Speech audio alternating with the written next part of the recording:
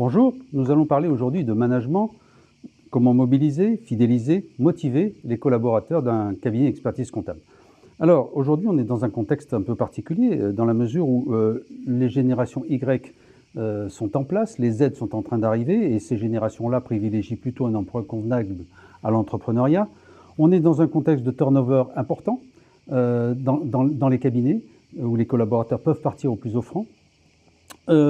Des difficultés de recrutement croissantes et une fidélisation parfois impossible à maîtriser. Dans ce cadre-là, le rôle du management est parfaitement essentiel.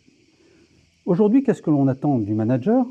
Eh bien, on attend qu'il soit un bon technicien, un bon gestionnaire, un bon développeur, un bon meneur d'hommes. En fait, on fait du manager un mouton à cinq pattes qui est pratiquement introuvable. Si on était un peu plus précis, on pourrait distinguer trois types de managers.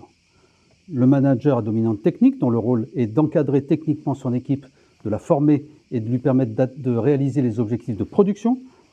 Le manager à dominante commerciale, dont le rôle est d'assurer le développement du chiffre d'affaires auprès de ses collaborateurs, avec des collaborateurs ayant le profil de développeur également. Et puis, enfin, le manager référent qui a une compétence particulière dans un domaine particulier qui, à ce titre, fait référence au sein du cabinet.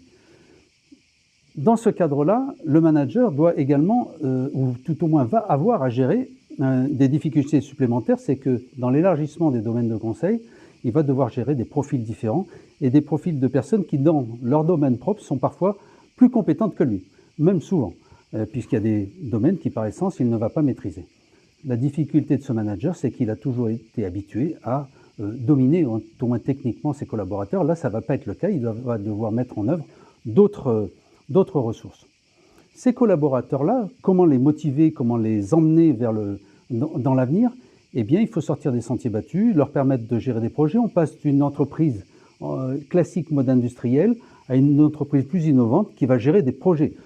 Ouvrir les projets, un projet informatique à un collaborateur, lui permettre d'engager un projet sur un développement technique, ou bien prendre la responsabilité d'une équipe, bref, l'emmener vers l'avenir plutôt que de le laisser dans le présent sans perspective. Nous sommes des spécialistes de la profession comptable et notre rôle dans ce cadre-là de management, c'est de vous aider à définir toutes ces données en fonction de vos propres objectifs.